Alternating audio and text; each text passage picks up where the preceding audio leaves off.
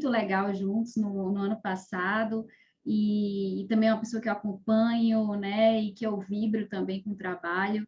Então, muito bom estar aqui com vocês essa noite, né?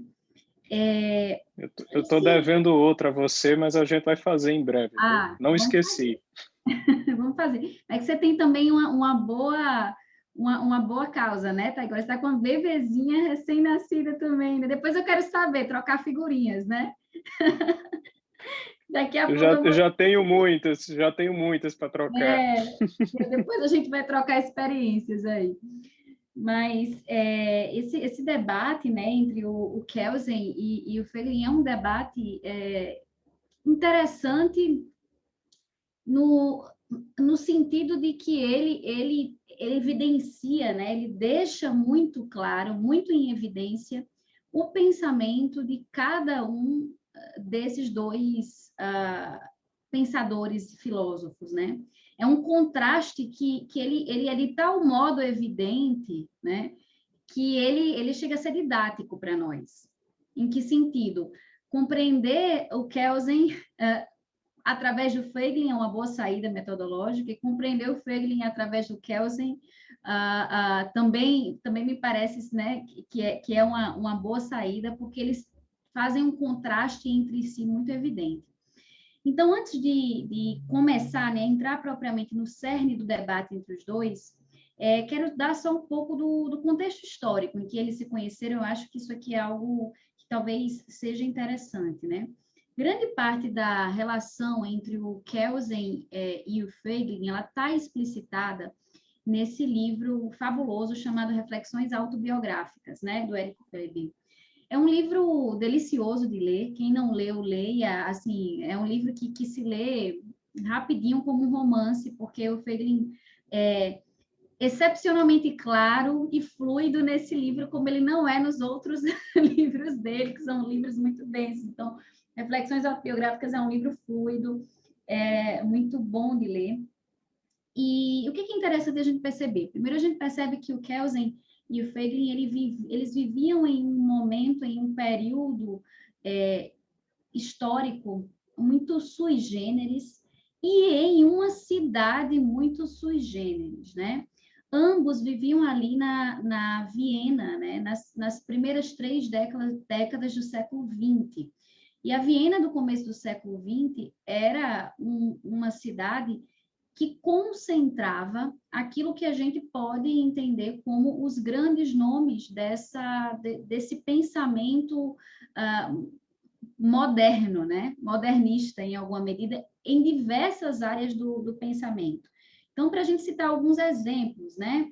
Quem é que estava ali, mais ou menos, naquele período em Viena, convivendo realmente com essas figuras? O Wittgenstein, né, grande filósofo da linguagem, também vienense. Depois ele foi para a Inglaterra, mas a sua origem é austríaca. O Freud, né? Então, Wittgenstein representa o quê? Um marco dessa virada metodológica na filosofia, né? O Freud representa um marco dentro da psicanálise, da psicologia. A gente tinha ali na música, Gustav Mahler, por exemplo, também um grande nome desse cenário moderno. Na pintura, o Klimt, né? Na poesia, René Maria Rilke. Então, a gente tinha ali aquelas figuras todas convivendo na Viena das primeiras, né, fins do século XIX e inícios do século XX. E aí, Feiglin, é interessante a gente perceber, ele foi aluno do Kelsen, né, de 1912 a 1922, e, na verdade, ele foi mais do que aluno, né? Ele não apenas frequentou os cursos do Kelsen, como ele foi também orientando do Kelsen. Kelsen foi orientador dele, né, nesse trabalho que ele tinha que fazer, algo que corresponderia mais ou menos a um doutorado para nós. E é muito interessante a forma como Feiglin ele fala do Kelsen nesse livro Reflexões Autobiográficas.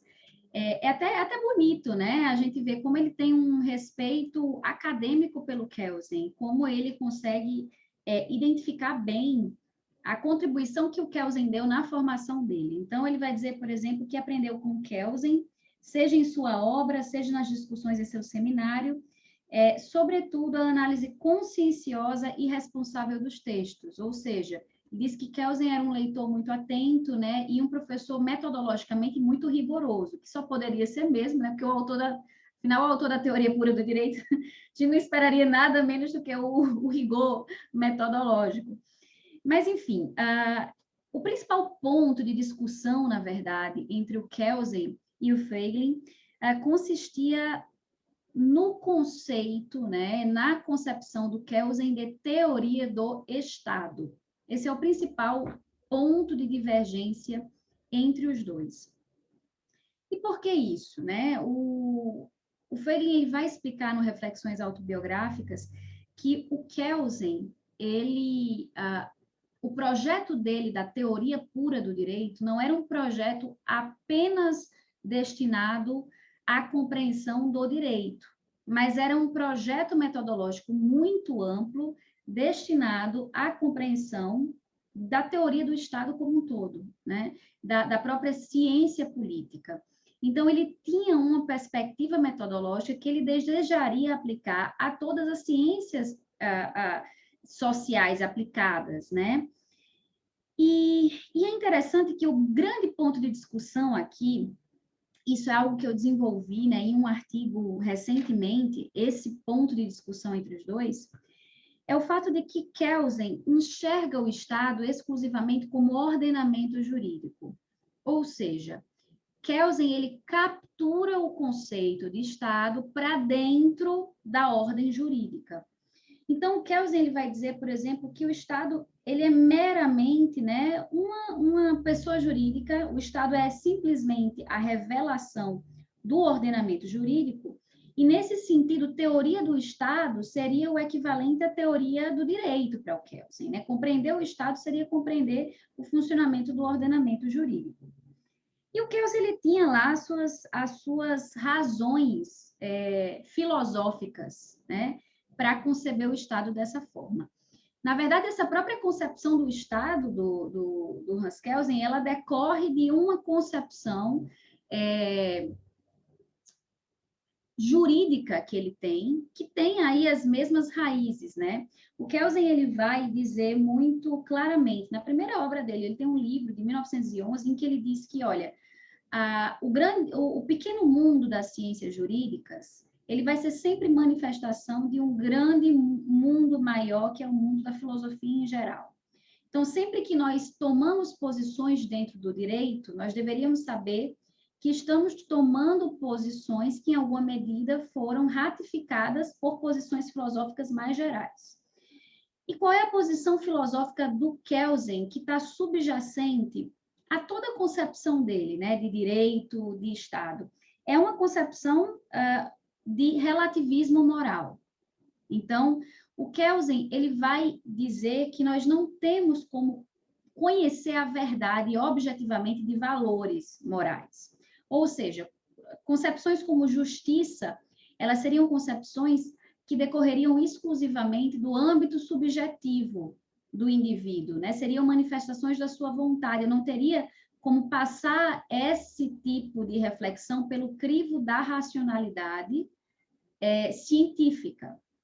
Então, o Kelsen, nesse sentido, ele é um relativista metodológico, por assim dizer, né? Um cético metodológico. Ele dizia que não existe método pelo qual eu possa afirmar a realidade de determinados valores. E isso está diretamente ligado à concepção e à defesa que ele faz do direito, né, tal como ele defende, e do Estado. Por quê? Porque o Kelsen acreditava que, se ele reduzisse o direito ao ordenamento jurídico, e se ele, consequentemente, reduzisse o Estado ao ordenamento jurídico, ele seria capaz de prevenir aquilo que ele consideraria, né, como formas de captura do direito ou do Estado por ideologias, né, ou por um controle, né, um poder. Ele fala muito sobre esse poder obscuro que viria de uma suposta concepção metafísica do mundo.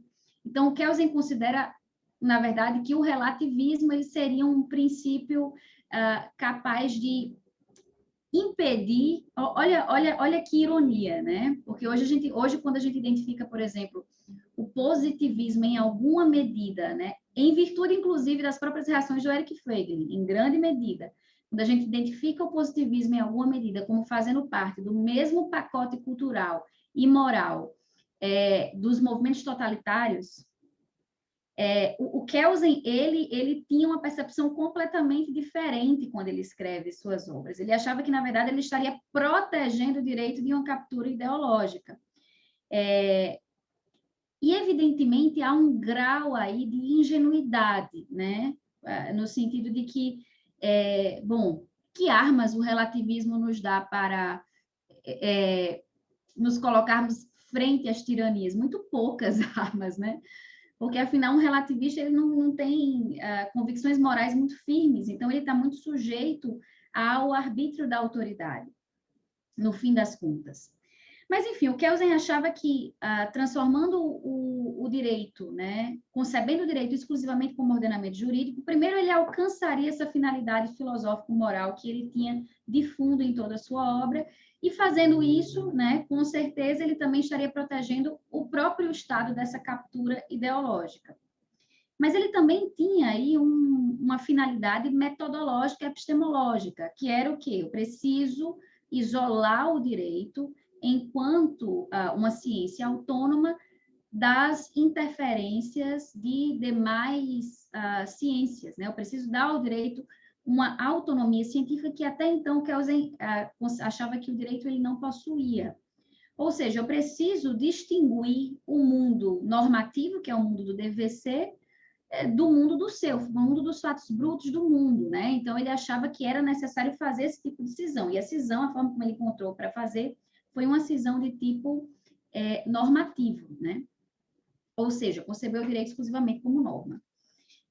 E aí, qual o problema de tudo isso, né? Bom, é que, evidentemente, esse discurso deixa de fora, né? Esse discurso metodológico do Kelsen, deixa de fora fatos muito relevantes relacionados à realidade dos fenômenos jurídicos e políticos. E nesse ponto, né, começa aqui uma reação do Eric Feiglin. Só um adendo aqui, né? Só para a gente explicar como é que o Kelsen consegue conceber o Estado exclusivamente como norma, como ordem jurídica, né? É interessante que ele o faz na obra dele, lançando o exemplo da responsabilidade objetiva do Estado. Então, ele vai dizer, por exemplo, olha, quando um sujeito ele realiza uma ação, né, um sujeito, uma pessoa, um funcionário do Estado, realiza uma ação ilícita, e essa responsabilidade recai objetivamente para o Estado, o que é que o Kelsen percebe, né, com esse movimento? Ele percebe que com esse movimento, o Estado, na verdade, ele é carente de uma pessoalidade. Então, Kelsen vai dizer, por exemplo, o Estado se configura meramente nessa sugestão de imputação normativa, ou seja, a cadeia final, o indivíduo que realiza aquele ato ilícito pelo qual o Estado é responsabilizado, ele não é tido como uma pessoa de carne e osso, né? Ele é tido como um sujeito dentro de um sistema normativo que permite a responsabilização do Estado. Então, o Kelsen lança a mão desse conceito de responsabilidade objetiva, na verdade, que ele vai chamar isso, na teoria dele, de teoria da imputação, para argumentar que, diante do Estado, nós estamos diante simplesmente de um ordenamento jurídico que não tem, vejam, realidade, qualquer tipo de realidade fática por trás. Isso é ignorado para o Kelsen em relação ao conceito de Estado dele. Então, nesse sentido, o Estado ele seria uma criação jurídica, né? Ou seja, uma criação da própria Constituição. O Estado não existiria de fato, ele seria uma mera abstração para o Kelsen, uma abstração, como é o conceito de norma fundamental dele, né? Uma abstração lógica, normativa, isolada dessas contingências históricas, sociais, espirituais, né? Isso são alguns dados importantes aqui. E é interessante que o Kelsen também, ele rechaça, nesse sentido, a própria ideia de povo, tá? Então, na medida em que, por exemplo, ele diz que o Estado se trata exclusivamente de um ordenamento jurídico, ele está rechaçando um conceito que é extremamente importante para o Eric Feiglin, que é o que, em alguma medida, é o conceito de povo, o conceito de uma comunidade que é dotada de suas peculiaridades históricas, espirituais, né, e sociais. Então, em alguma medida, o Kelsen também rechaça a noção de povo. O que há de interessante aqui, né? Isso se liga também ao momento histórico em que eles viviam.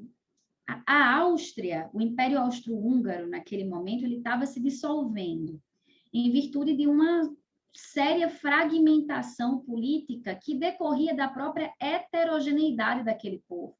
Então, o Império Austro-Húngaro é composto por povos muito diferentes, e o Kelsen olhava para aquela situação e via, olha, não tem como eu extrair daqui um conceito unitário. A única forma de eu dar uniformidade para esse Estado e para essa concepção de povo é a partir de uma captura pelo ordenamento jurídico. É a forma que eu encontro de pacificar as disputas políticas, fazendo com que elas todas retornem, né, a uma noção, sejam condensadas em uma noção de ordenamento jurídico de direito. Então, isso é um dado interessante, porque o Feiglin ele vai voltar a isso, né, posteriormente. Então, muito bem, essa era a ideia do Kelsen em relação ao Estado. E o Feiglin já lá, quando era estudante, começou a se incomodar com essa noção, porque ele percebeu que isso se tratava de um acanhamento da teoria do Estado. Na verdade, a teoria do Estado ela estava deixando de ser o que era ela, o que ela historicamente sempre foi, né, com a sua riqueza, e estava sendo capturada pela perspectiva do positivismo jurídico, até porque Kelsen era um grande nome, era um grande professor na Universidade de Viena, já respeitadíssimo, né, inclusive, principalmente no ambiente europeu, né. E aí, em 1936, quando já não era mais aluno do Kelsen, o Eric Feiglin escreve, né, um livro chamado O Estado Autoritário, Ensaio sobre o Problema do Estado Austríaco. E dentro desse livro ele dedica um capítulo específico à teoria pura do direito do Hans Kelsen. Esse capítulo era intitulado A Teoria Pura do Direito e o Problema da Teoria do Estado Austríaco. E ele vai fazer, neste capítulo, todo um estudo sobre a teoria do Estado de Hans Kelsen, muito interessante, muito profundo e muito difícil, né? Como tudo que o Feiglin escreve. Mas ele vai falar coisas muito interessantes. Ele vai dizer, por exemplo, que o Kelsen encontrou no Estado austríaco, que estava se degenerando em virtude da sua heterogeneidade popular, o terreno empírico perfeito para a sua teoria pura do direito. Porque, afinal de contas, se a gente não conseguia encontrar qualquer tipo de homogeneidade cultural dentro daquele Estado, daquele povo, realmente a única forma de consolidá-lo era através da ideia de uma Constituição forte, né? Não por acaso, Kelsen foi o redator da Constituição quando a República Austríaca foi criada. Então, eles estavam ali naquele período em que o Império Austro-Húngaro estava se desagregando, né? Olha que interessante, o Kelsen ele foi assessor do ministro de Guerra no fim do Império Austro-Húngaro e depois foi o redator da Constituição da República Austríaca. Então, ele foi uma figura importantíssima nesses dois momentos, no momento de desagregação do Império e no momento de construção da República. E, além disso, Kelsen não só foi o redator da Constituição Austríaca, como foi criador do Tribunal Constitucional e foi um ministro de honra, né, do Tribunal Constitucional. Depois ele foi tirado em virtude de divergências políticas.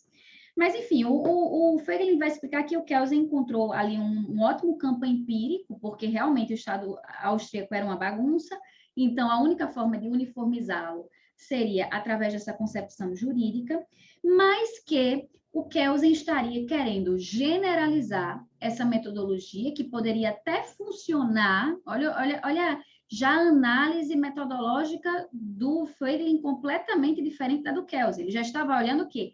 para a realidade austríaca, né? E dizendo, olha, essa metodologia até que poderia funcionar dentro dessa realidade. Mas o problema do Kelsen é que ele não queria que ela funcionasse só na realidade austríaca.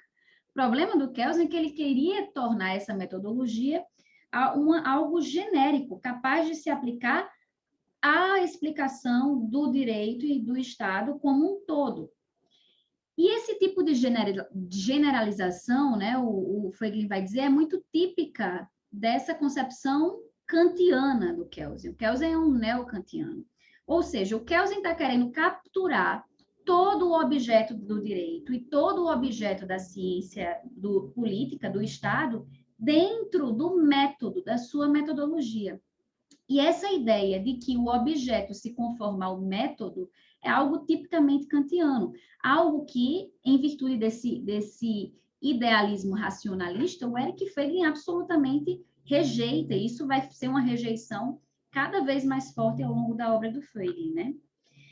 Então, o Feiglin, nesse artigo muito interessante, que, bom, esse não é dos livros mais importantes do Feiglin, mas é o livro em que ele mais diretamente se refere ao Kelsen em relação à teoria do Estado, ele vai criticar o Hans Kelsen, essa concepção de Estado, a partir de uma crítica que é de tipo externa e uma crítica interna, né? Qual seria a crítica externa? A crítica externa é a de que a metodologia escolhida do Kelsen, né, a forma como ele decidiu abordar o fenômeno do Estado e o fenômeno do direito é equivocada. Essa é a crítica de tipo externo. Mas havia também uma crítica interna. O que é essa crítica interna? É uma crítica feita nos termos da própria metodologia. Ou seja, o Eric Feiglin também diz que há um problema de coerência interna dentro da metodologia kelseniana. Então, eu quero explicar, né, um pouco mais a fundo o que era essa crítica externa e o que é essa crítica interna. Então, o Feiglin, em termos de crítica interna, ele vai dizer o seguinte, que falta à teoria do direito um tipo de teoria da interpretação. Ou seja, vamos lá, ainda que eu seja fisgado pela metodologia normativista da teoria do direito, ou seja, ainda que eu conceba que, de fato, o Estado se trata de um ordenamento jurídico, ou que o direito se trata exclusivamente de ordenamento jurídico, faltaria a teoria do Kelsen um cuidado com uma apreciação hermenêutica e interpretativa disso que é o objeto próprio do direito, que são as normas jurídicas. Então, o Feiglin vai dizer, por exemplo, com base em alguns textos do Kelsen, que o Kelsen escreveu a respeito do tema da democracia e da representação. Ele vai dizer, olha, Kelsen, você não me apresentou critérios interpretativos para que eu chegue ao melhor significado possível, por exemplo, do que seja democracia, do que seja representação política, do que seja voto, né? O Feiglin vai até citar o exemplo, ele vai dizer o seguinte, a propósito desses textos do Kelsen sobre ciência política, né, especificamente sobre democracia. Olha, não adianta você me dizer que a democracia é um conceito procedimental, Kelsen, né? Não adianta você me dizer que o voto é simplesmente o indivíduo chegar lá e anotar a posição dele no papel e colocar na urna. Por quê? Porque eu preciso saber, por exemplo, se esse indivíduo foi coagido ou não. Eu preciso saber, vai dizer o Feiglin, se os resultados da urna são resultados aceitáveis do ponto de vista do que nós entendemos que seja uma ordem democrática. Que, afinal de contas, se há uma eleição, né, em que o resultado é completamente desarrazoado do ponto de vista moral, eu não tenho como, do ponto de vista, inclusive, da própria democracia, eu não tenho como afirmar que eu estou diante de uma democracia autêntica. Então, ele diz o seguinte, em termos internos, falta ao Kelsen uma preocupação com a interpretação desses conceitos, com a correção conceitual, né? Então, essa é a primeira crítica. E ele diz, o Feiglin, isso vai gerar um problema, que é o problema da arbitrariedade por parte do aplicador do direito quando ele se depara com esses termos. Então, quando ele se deparar com esses termos, ele não vai conseguir aplicá-los de uma maneira não arbitrária. E uma observação interessante, né? Quem já leu aí A Nova Ciência da Política, do Eric Feiglin, vai ver, por exemplo, que ele passa lá vários capítulos discorrendo sobre o conceito, por exemplo, de representação. Então, e ele vai mostrar o quê? Que há uma transformação no conceito de representação de acordo com cada momento histórico, com cada contexto cultural. Então, o Feiglin, ele tem essa preocupação que já se mostrava nesse texto, né, de 36, e que se mostra também na Nova Ciência da Política, que é um texto dele de transição, em que ele assume a sua própria metodologia agora, e daí para frente ele a aprofunda, né, nos livros posteriores. Mas outra coisa, e aí essa é a crítica interna, né? E aí eu já vou falar o que é que eu acho dessa crítica interna e quais foram as réplicas que o Kelsen deu para essa crítica interna. Mas essa é a crítica interna do Feiglin. E aí a crítica externa do Feiglin é a seguinte: olha, essa metodologia normativista, positivista, a gente não tem como comprar, por quê? Porque eu não tenho como aplicar critérios avalorativos para falar do Estado e do direito. Porque esses objetos requerem que nós façamos algum tipo de reflexão em termos de valores morais, por exemplo. E valores morais, eles estão enraizados, né, na cultura, na sociedade. Então, essa sua metodologia é completamente imprópria para esse objeto, ele vai dizer para o Kelsen. E ele vai dizer mais, que o Kelsen está querendo aplicar critérios matemáticos, critérios das ciências dos fatos brutos do mundo, para a compreensão do direito. Isso ele vai falar nesse texto, mas vai falar com mais ênfase nos primeiros capítulos da Nova Ciência da Política, né, em que ele fala, faz uma crítica do positivismo e da metodologia weberiana. Então, ele vai dizer, essa metodologia, ela tem problemas internos, porque ela não se preocupa com a interpretação, mas ela tem problemas externos gravíssimos, que ela é completamente inadequada para o objeto jurídico, direito, e para o objeto Estado. Ela não consegue dar conta da realidade desses objetos. Ela é uma captura à la Kant, né, do objeto pelo método. E é algo que o Eric Feiglin absolutamente, na verdade, toda a obra dele, né, é um chamado a que a realidade e a ontologia, ela se sobressaia em face do método. Ou seja, precisamos olhar primeiro para a realidade e extrair dela a ordem, e não aplicar a ordem sobre a realidade, vai dizer o Feiglin, né? Então, esse é o cenário de crítica entre os dois que se desenvolve mais ou menos nesses dois textos, né? Na verdade, o Feiglin desenvolve isso, ele começa nesse livro de 36, e a sua crítica ela é enfatizada na Nova Ciência da Política, ali nos primeiros capítulos. Que análise, né, a gente pode fazer desse debate? E aí eu já insiro aqui também, deixa eu olhar quanto tempo eu já passei, né, as críticas do Kelsen. Então, as réplicas do Kelsen, porque afinal de contas o Kelsen, ele respondeu sim o Feiglin, né, respondeu em um livro intitulado, inclusive, Uma Nova Ciência da Política, né? Será que as suas... Né? E é um livro interessante também. E é assim mesmo, é uma interrogação, né? O título do Feiglin como uma interrogação, Uma Nova Ciência da Política. E o Kelsen, na verdade, bem, ele vai responder o Feiglin em momentos diferentes, né? Mas o fundamento da resposta do Kelsen em primeiro lugar, ele vai dizer que do ponto de vista da crítica interna, e aí, em alguma medida, eu até concordo com o Kelsen, ele vai dizer, olha, realmente, eu não tenho nenhuma pretensão em dar uma teoria da interpretação. Porque eu não estou nem aí, por exemplo, para os resultados, vamos lá, né? Eu não estou, esse não estou nem aí é o quê? Eu não estou nem aí em termos científicos, né? O Kelsen era um democrata, ele era não era uma pessoa que estava alheia aos problemas da época. Não, ele diz assim, olha, em termos científicos, eu realmente não preciso estar preocupado com, por exemplo, esse conceito substancial de democracia. Por quê? Porque o conceito substancial de democracia que eu defendo é o conceito pautado em um procedimento normativo previsto pelo direito. Esse é o meu conceito. Então, não me interessam os resultados dessa eleição. E o Kelsen fala até isso, né? E isso ressoa muito. Eu lembro que Taiguara, eu acho que ele tem uma aula, né, Taiguara, sobre o julgamento de Jesus, lá no Direito Como Ele É, e o Kelsen, ele faz uma reflexão sobre o julgamento de Jesus, e ele diz o seguinte, olha, ali a democracia está indo na sua mais perfeita forma, diz o Kelsen. A verdade, ela não tem como ser, diz o Kelsen, a verdade foi condenada.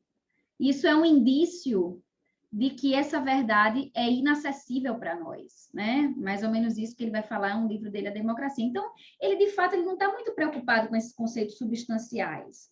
Ele não está sendo ingênuo nessa abordagem, né? Mas, na verdade, ele está pagando para ver porque ele acha que o método vai ser capaz de segurar e de proteger o direito e o Estado dessas ideologias. E ele também vai dizer o seguinte, eu não me preocupo, de fato, com uma teoria da interpretação. O Kelsen não tem, né, nenhum apreço por teorias interpretativas. Por quê? Porque o Kelsen, ele, no fim das contas, ele acredita que nós só temos como decidir, um juiz não tem como decidir a partir dos critérios da razão prática. No fim das contas, é isso. Ele vai radicalizar, vai dizer isso muito claramente na última obra dele, chamada Teoria Geral das Normas. Ele vai dizer, olha, realmente eu não tenho aderência a qualquer teoria da interpretação, porque eu não acredito que um juiz seja capaz de decidir com base em valores de uma maneira racionalmente válida. Kelsen é um relativista, então ele não acredita na objetividade desse valor justiça.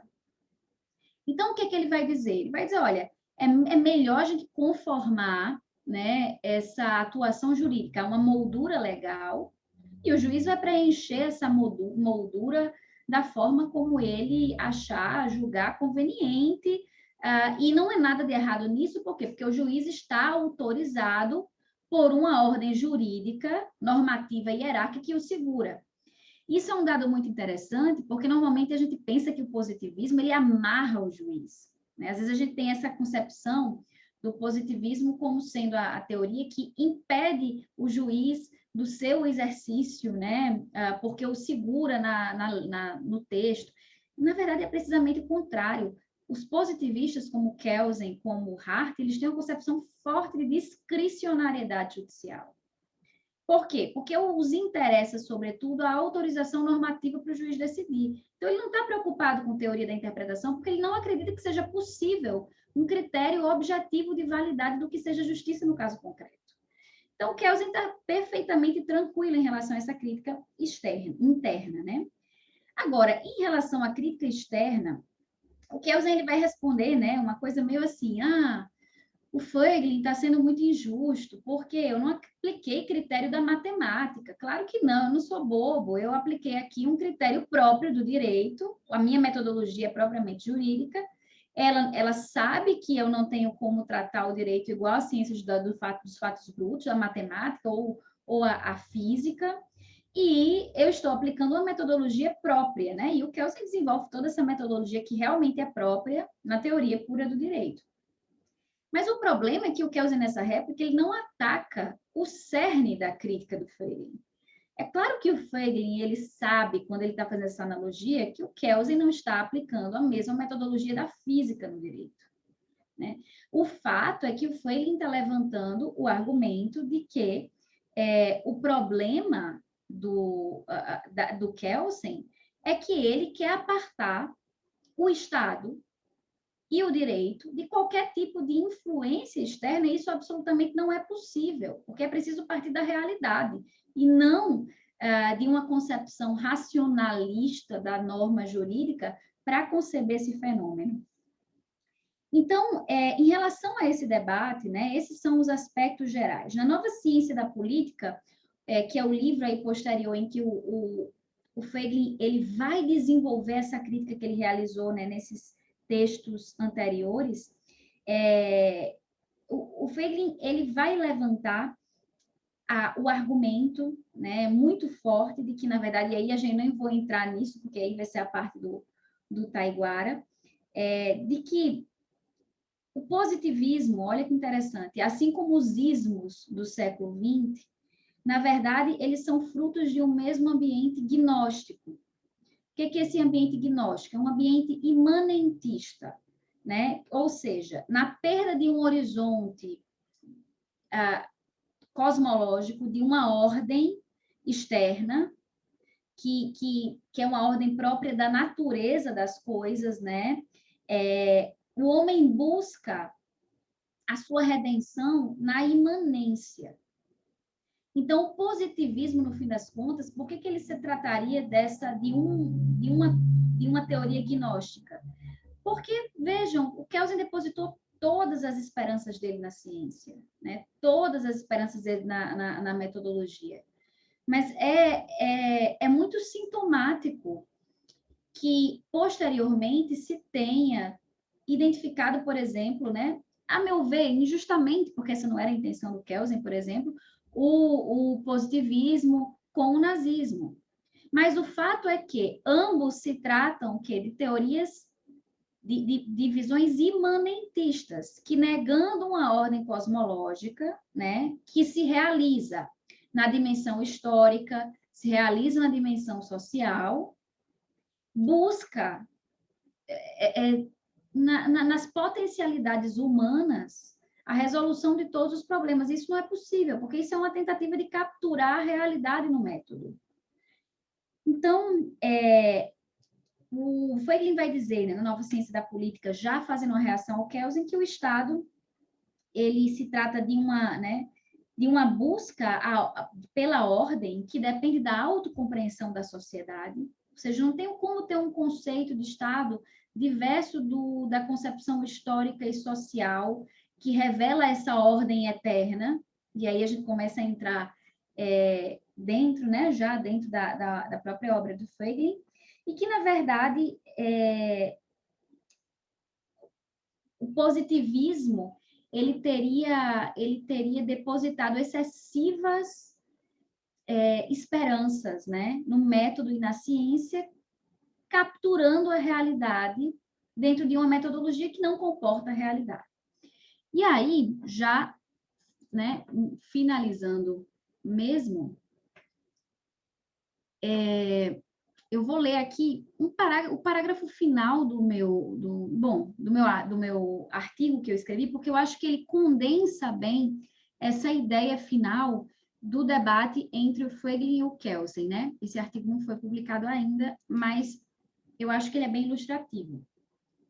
A ideia é a seguinte, então, pessoal, que o positivismo jurídico é ele próprio, né, resultado de um fenômeno tipicamente moderno, que acabou por confinar ao terreno da subjetividade, ou seja, né, ao terreno daquilo que não pode ser provado como verdade ou mentira, todo tipo de julgamento moral a respeito do direito da política.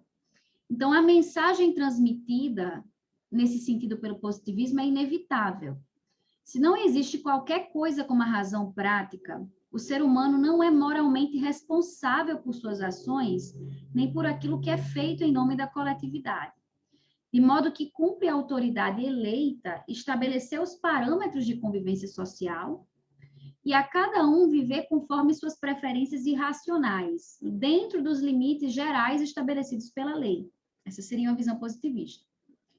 O problema é que, na medida em que esta ontologia ela ignora por completo a abertura do homem à transcendência, e por transcendência aqui, não estou falando apenas de transcendência teológica, mas de transcendência em termos de valores morais que o homem pode desejar da própria ordem de sua vida, ela se fecha aos perigos desse processo, né?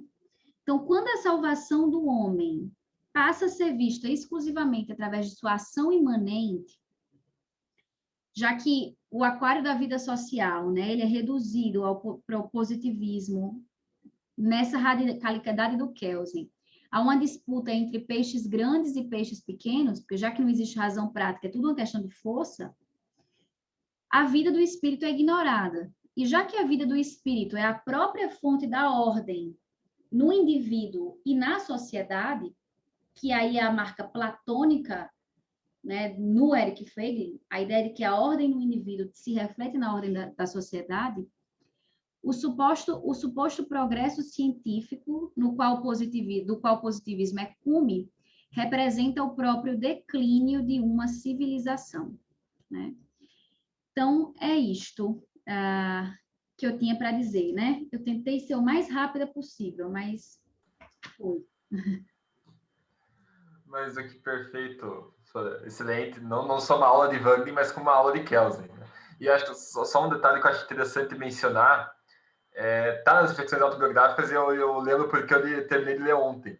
É o seguinte, nessa resposta do Kelsen, antes dele publicar a resposta, o Wagner conversa com o Kelsen. Eles conversam e Wagner diz mais ou menos assim: Kelsen, bacana a tua crítica, mas tô dando um conselho de amigo agora. Eu acho melhor você não publicar, não por causa de mim, mas por causa de você, porque você... O arcabouço teórico do Kelsen é muito diferente do arcabouço teórico do Wagner. Kelsen não conhece a questão da representatividade na Roma Antiga, por exemplo. Kelsen não conhece a questão cosmológica no século V a.C. Kelsen não conhece essas coisas que Wagner está falando a respeito daquilo, nova ciência da política. Então, acaba que Kelsen acaba não publicando aquilo em vida, né? Só postumamente. Eu acho interessante falar, mencionar isso. É um livro, né? Um livro chamado, eu acho que... Esqueci, alguma coisa Deus e o Estado. Não sei. É um livro que o Kelsen publica ainda, né, uma resposta ao Freire. Mas é isso, o Kelsen, ele achava que toda metafísica conduziria ao autoritarismo e ao totalitarismo. Mas isso se devia a uma fraqueza do Kelsen na sua formação teórica a respeito da metafísica, na verdade, né?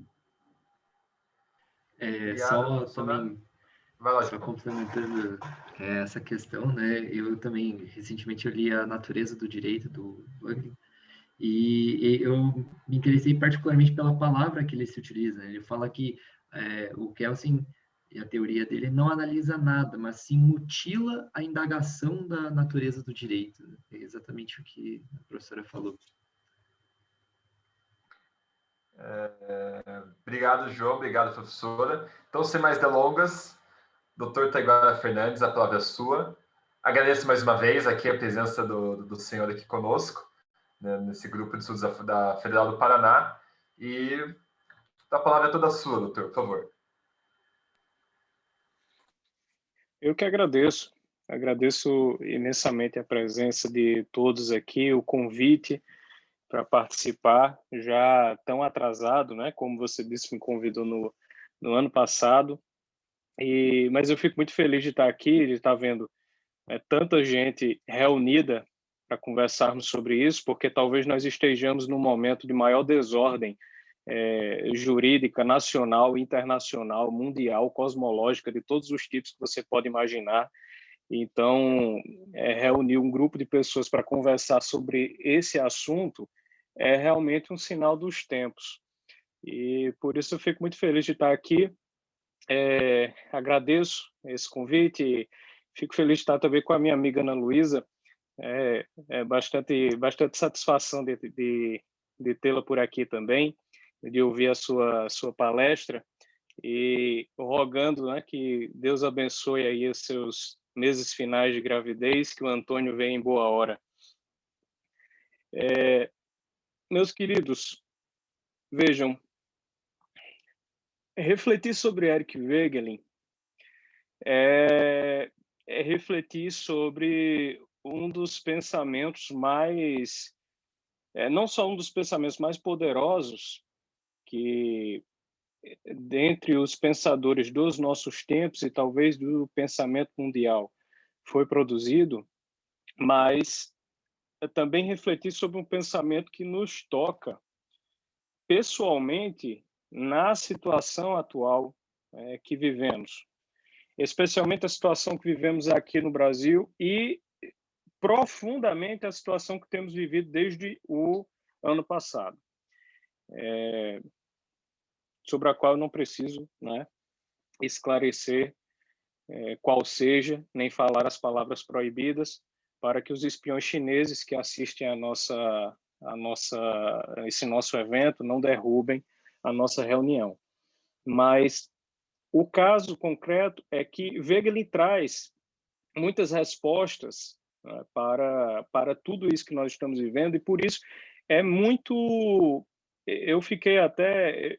quando você começou a apresentar, Rubens, o grupo, Eu fiquei bastante impressionado com as leituras que vocês têm conduzido. E isso só me deixa, assim, vocês não sabem a felicidade que isso me provoca, e eu acredito que na Ana Luísa também, porque eu creio que ela experimentou, né, a mesma experiência de deserto em que nós éramos jogados, né, na nossa, há não muito tempo, alguns 10 anos atrás, né, ou um pouco mais do que isso, dentro das faculdades, em que isso aqui que nós estávamos falando, isso aqui que nós estamos discutindo aqui, era como falar de ETs, né? E eu acredito que hoje em dia, se nós falarmos de ETs nas universidades, né, dentro das faculdades de direito, seremos melhor recebidos do que se falarmos, né, sobre algo desse tipo. Pelo menos na minha época era assim. Hoje em dia, não. Hoje nós já estamos encontrando alguns grupos, né, e algumas pessoas que estão dispostas a discutir esse assunto, como vocês. E não é clichê dizer que isso é realmente o futuro da comunidade jurídica nacional. Não existe nada fora disso. Não existe nada fora disso, né? O futuro está aqui, nesse tipo de discussão e nesse tipo de debate, que é realmente o debate intelectual. Eric Wegelin, para nós entendermos o pensamento de Eric Wegelin, nós precisamos compreender que ele partia de um conjunto de sinais intelectuais integrados. Eric Wegelin não pode ser lido a partir de perspectivas recortadas de sua obra. Ele só pode ser entendido como um todo, porque o pressuposto de Eric Wegelin é exatamente uma visão, vamos dizer, holística e integrada, né, da realidade. E dentro dessa linha, a primeira coisa que nós temos que compreender é um conceito bastante presente na obra de Wegelin e que ele já coloca na introdução do primeiro volume de Ordem e História, que é o conceito de comunidade do ser. A comunidade do ser, diz Wegelin, já no primeiro parágrafo da introdução ao primeiro volume de Ordem e História, ele inicia assim: Deus e homem, mundo e sociedade formam uma comunidade primordial do ser. A comunidade, com sua estrutura quaternária, é e não é um dado da experiência humana. É um dado da experiência na medida em que é conhecida pelo homem, em virtude da participação deste no mistério do seu ser. Não é um dado da experiência na medida em que não se apresenta à maneira de um objeto no mundo exterior, mas só é cognoscível pela perspectiva da participação nela. Só nesse parágrafo já existe a obra de Wegelin inteira, se nós pudermos destrinchar, né? Quando ele começa nos dizendo que a comunidade do ser é composta por uma estrutura quaternária, e essa estrutura quaternária é Deus, homem, o mundo e a sociedade, nós conseguimos entrever aqui, né, os aspectos segundo os quais o homem observa a realidade que o circunda. Porque, em primeiro lugar, o homem vai notar que ele existe.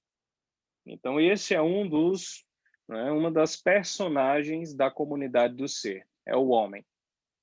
Em segundo lugar, ele vai notar que ele existe no mundo. Então, esse é outro personagem da comunidade do ser. O lugar, o mundo ao redor do homem. Mas depois ele também vai notar que ele não existe neste mundo sozinho, ele existe no mundo com outros. E aí nós temos a sociedade, terceira personagem. E por fim, ele vai perceber que a sua alma e a alma dos seus semelhantes é chamada para algo além deles próprios.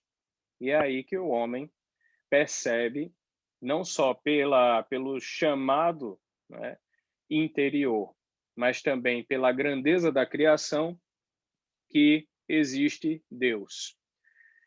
De tal maneira que os filósofos gregos já tinham chegado à noção da existência de Deus uno exatamente por esse caminho. Só que esse é também um caminho de permanência, né? É um caminho de permanência. Porque quando o homem olha para si, ele percebe que morre. Ele percebe que não vai durar. Mas a sociedade em que ele está incluído dura mais do que ele mesmo. Então, ele nota que os outros, enquanto reunidos e enquanto tendo filhos reunidos em família e etc., são mais permanentes do que a vida de um homem só.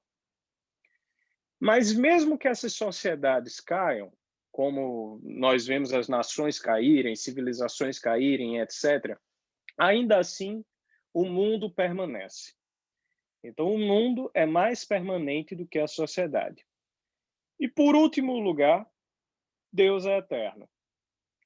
Logo, existe aqui uma busca, uma hierarquia, né, de percepção em que o homem vai notando, né, que a eternidade ela está em Deus, mas ela expressa-se por uma ordem de permanência nas coisas ao seu redor.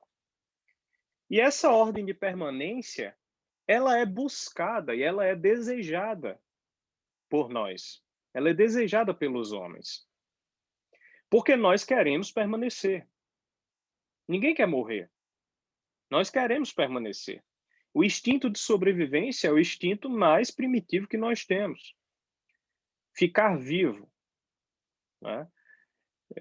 O desejo de glória que nós vimos nos antigos, que nós vimos na épica grega, por exemplo, o desejo de glória, ele é um desejo de eternidade, é um desejo de permanecer além do tempo. O desejo de ter filhos é um desejo de deixar algo além de si mesmo. E todas essas coisas são um chamado do homem à eternidade. É daí que ele percebe que possui uma alma e que não é apenas um corpo que se decompõe, que morre e se decompõe com o tempo. Ele percebe que possui uma alma porque há algo nele que dura além de sua própria existência, ou diríamos, dura até mesmo sobre a sua própria existência.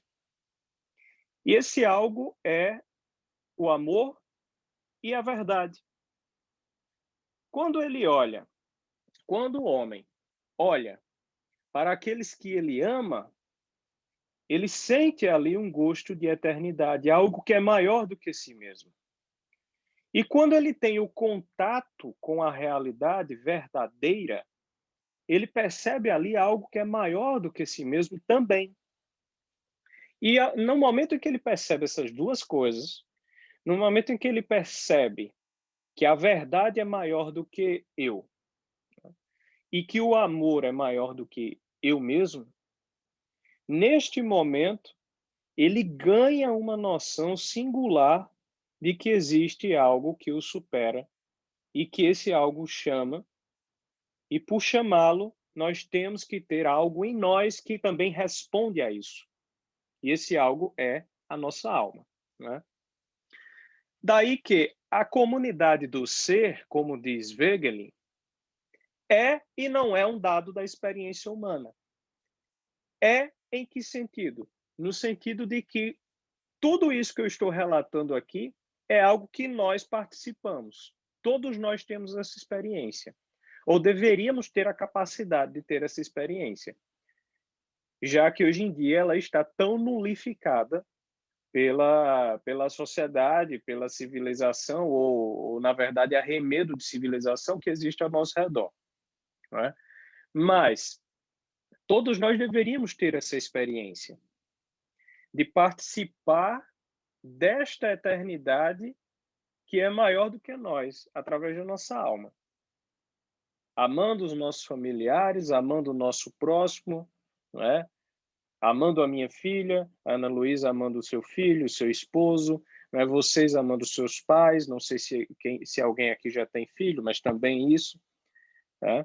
Então, esse amor esse amor é um dado da realidade que ele não pode ser medido por um método científico, mas ele está na realidade.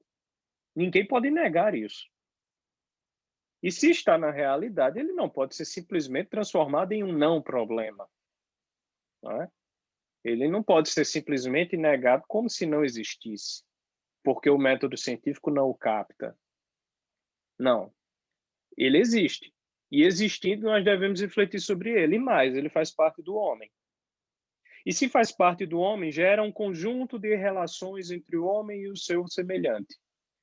E se gera um conjunto de relações entre o homem e seu semelhante, então gera relações jurídicas, que se voltam ao outro. Né? Daí que o homem, ele participa na comunidade do ser através do seu próprio ser. Portanto, isso aí é uma experiência da realidade do homem. Mas, ao mesmo tempo, não é um dado da experiência. Em que sentido? Pareceria talvez complicado quando nós lemos esse primeiro parágrafo de Wegelin, quando ele diz é e não é um dado da experiência humana. É porque nós mesmos estamos participando disso. Mas não é um dado porque nem sempre é tão claro. Porque é como se nós estivéssemos no meio disso e esquecêssemos que estamos. Porque já é tão normal. Porque já está ao nosso redor, então não faz sentido a gente ficar refletindo sobre essas coisas.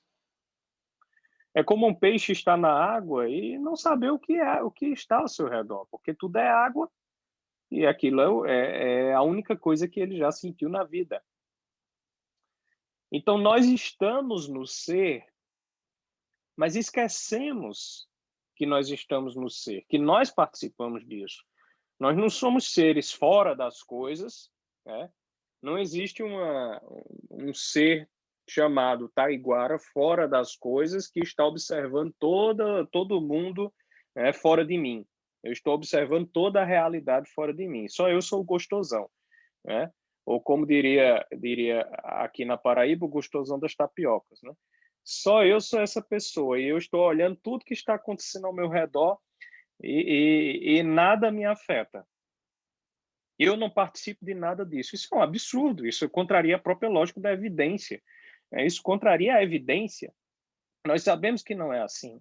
Nós só conseguimos conhecer a realidade ao nosso redor se nós sabemos que participamos dessa mesma realidade. Não há como conhecê-la de fora. Só podemos conhecê-la de dentro.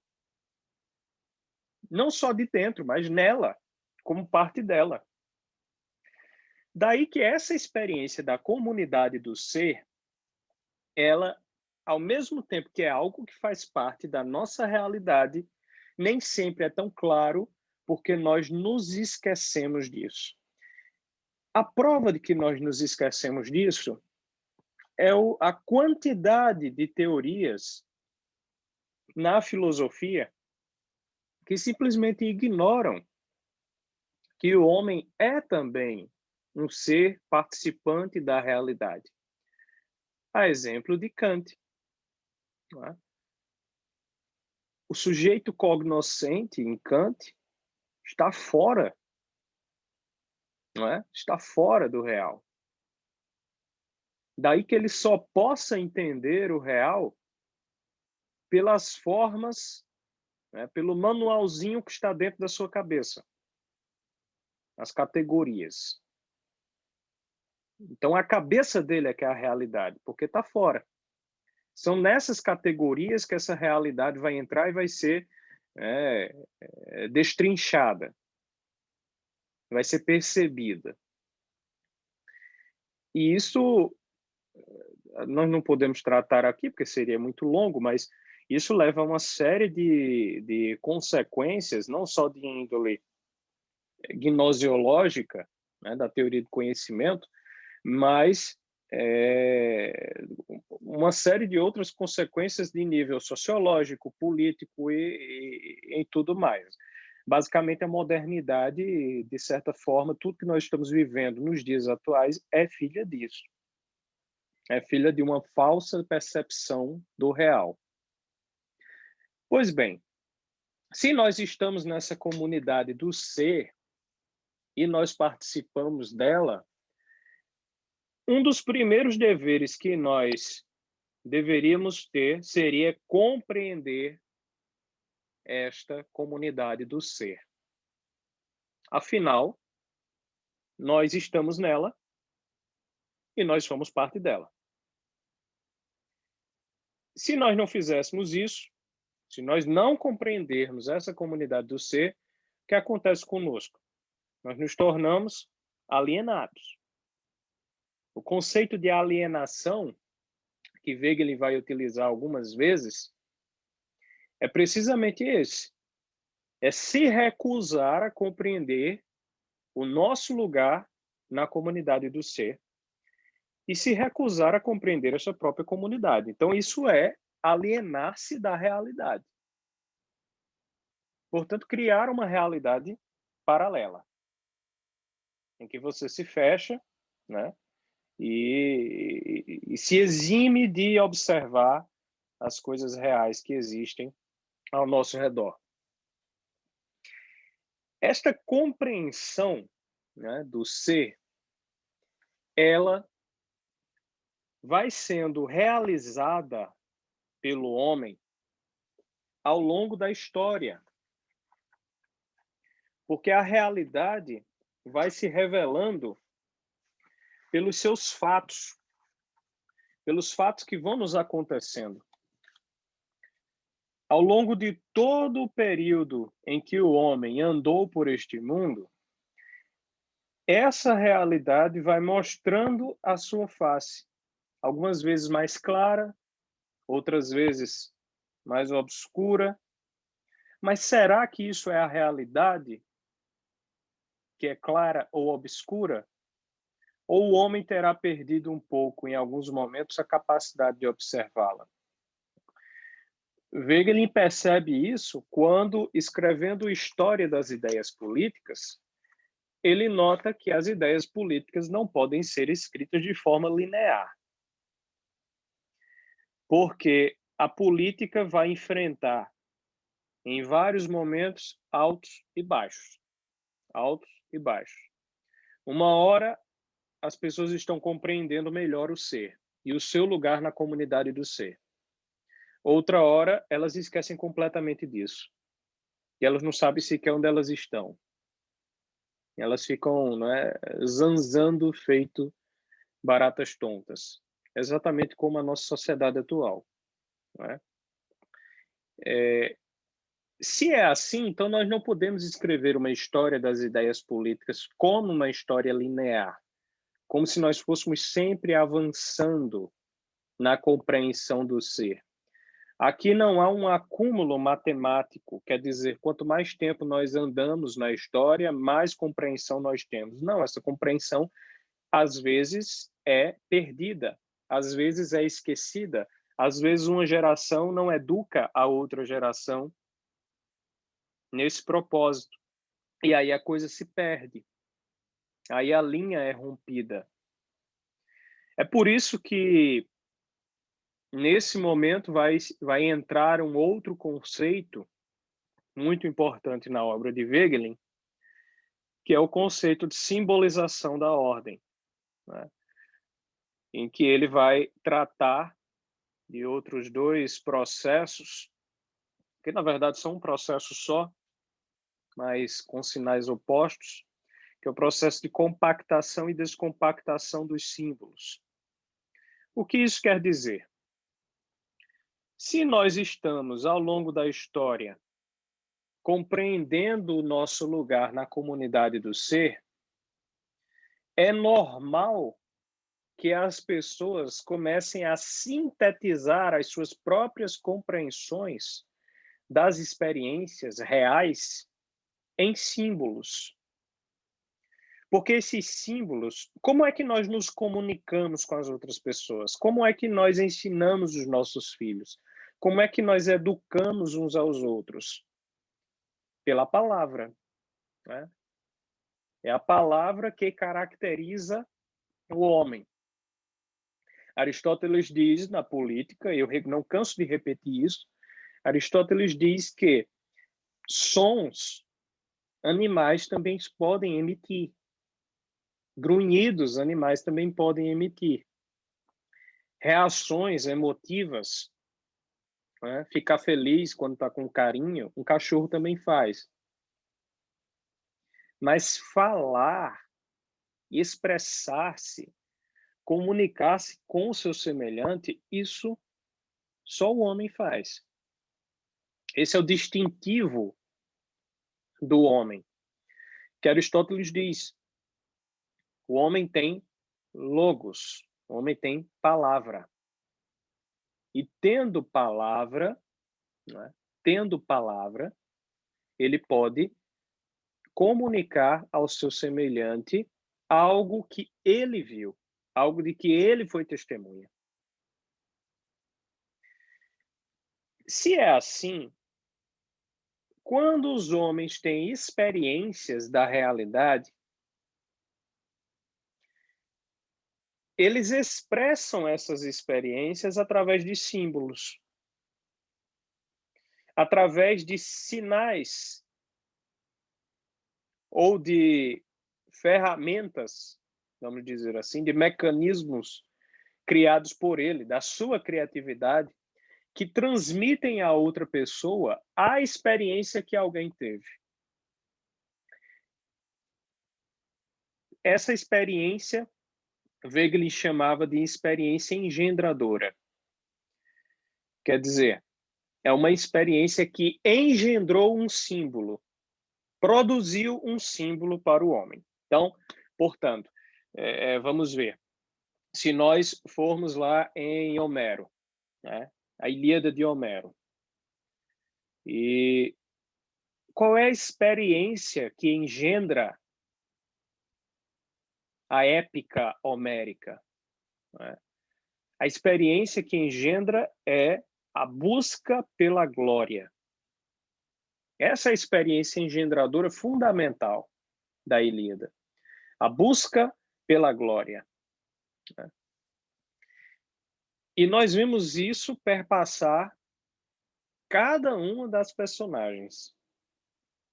A ponto de que a Ilíada de Homero era utilizada não só como texto de formação do tipo ideal de homem grego na educação grega, mas também como texto religioso. Né? Servia também como texto religioso. Porque há uma experiência que, sendo ali destrinchada, traz para as populações que vão ler aquilo depois, que vão observar aquilo depois, um sinal, né, um significado daquilo que o Homero, né, e os seus circunstantes quiseram passar, viram naquele momento. E esse processo aqui é justamente o que Wegelin chama de compactação e descompactação. Homero compactou uma experiência dentro de um símbolo, compactar.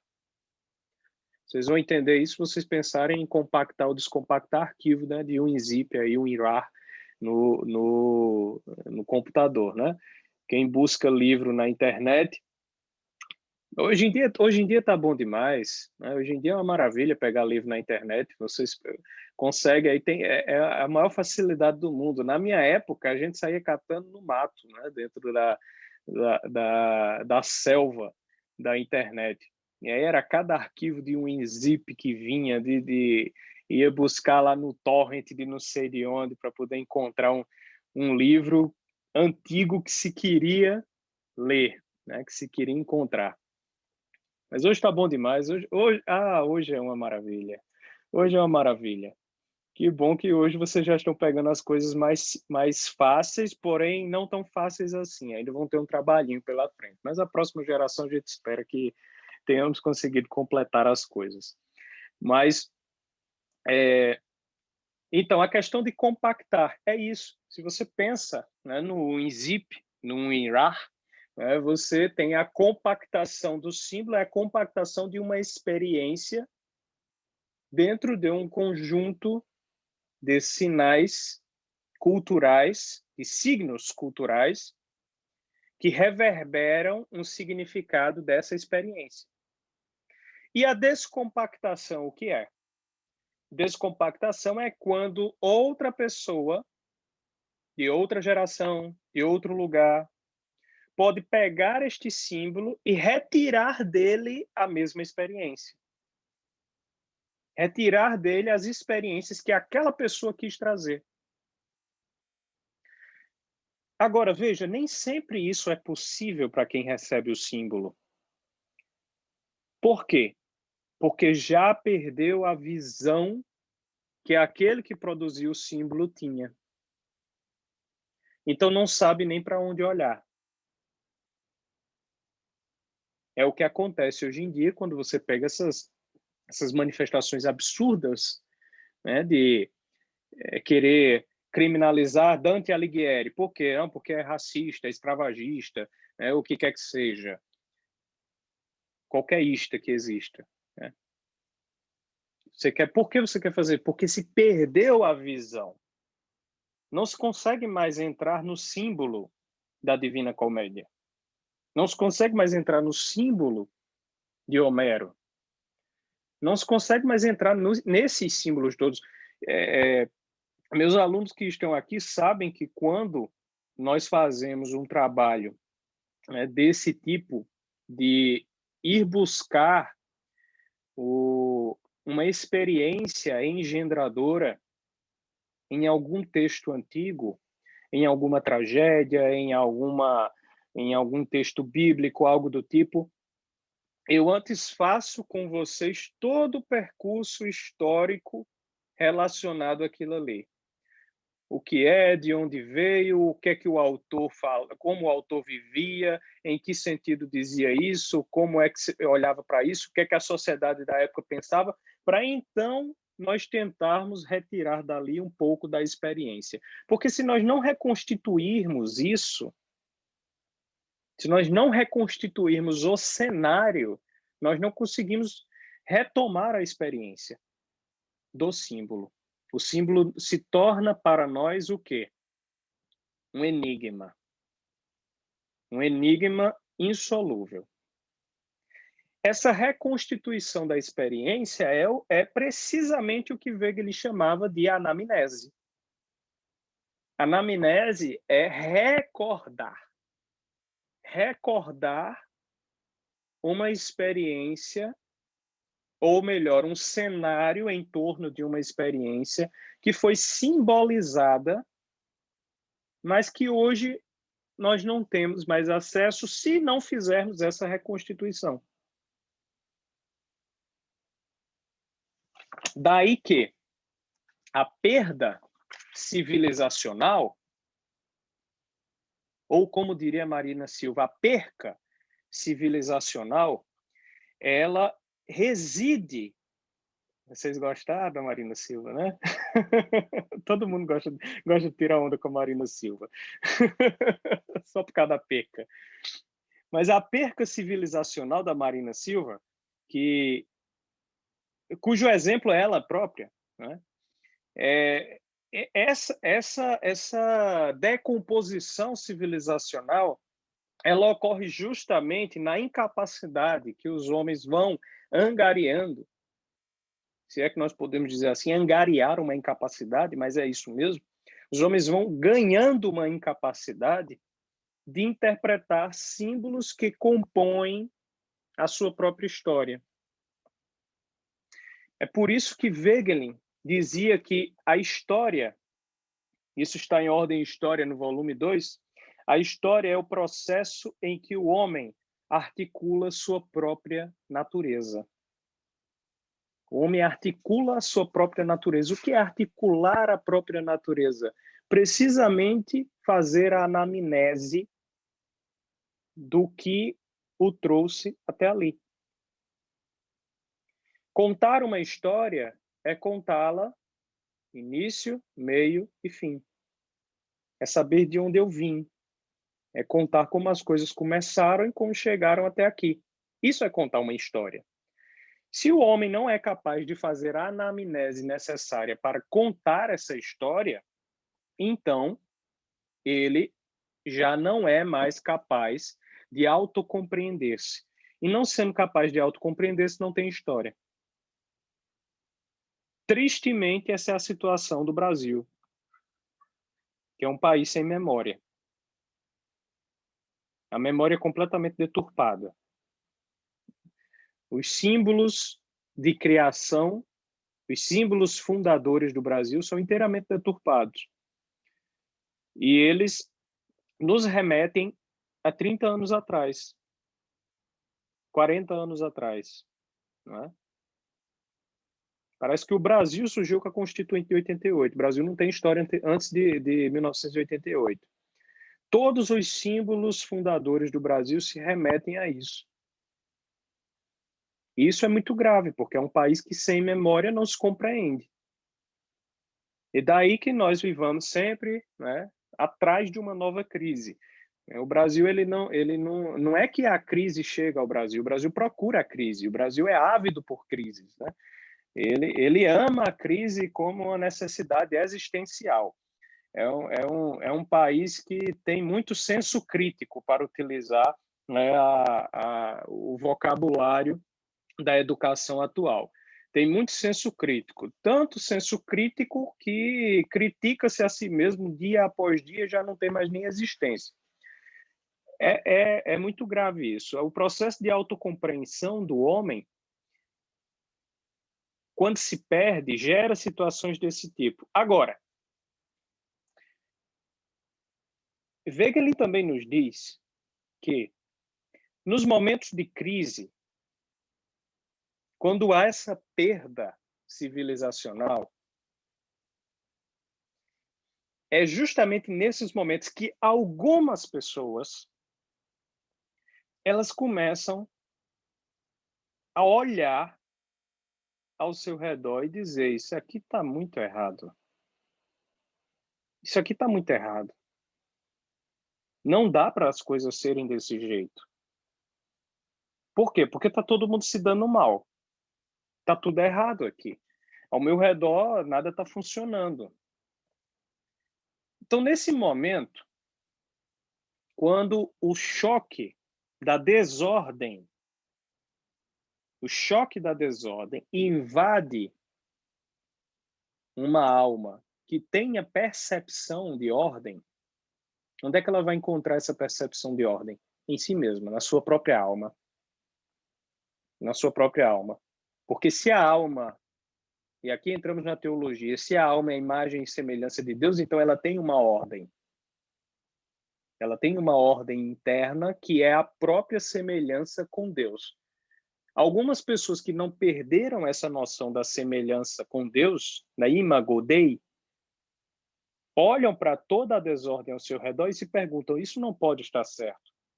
E Wegelin diz: é justamente nesses momentos de desordem, nesses momentos de crise, que os homens começam a tentar redescobrir os símbolos de ordem da sua herança passada. Os símbolos de ordem da sua herança. Ou seja, do seu passado. Né? Nós vemos isso em Santo Agostinho, quando o Império Romano estava caindo. Santo Agostinho vai escrever Cidade de Deus. O que é a Cidade de Deus? Uma tentativa de interpretar a história inteira à luz da revelação. E Santo Agostinho vai colocar ali, ele vai até colocar a simultaneidade dos acontecimentos entre gregos, romanos e a revelação divina, o que estava acontecendo lá em Israel. Santo Agostinho foi um excelente teólogo da história. Ele fez essas tentativas. Não é? Nós vamos ver essa mesma tentativa de interpretar a história, de recuperar os símbolos da ordem. Nós vamos ver ali no século XIV, pouco antes disso, na verdade, com Joaquim de Fiore. Alguns aqui já o conhecem, né? Século XIII, na verdade.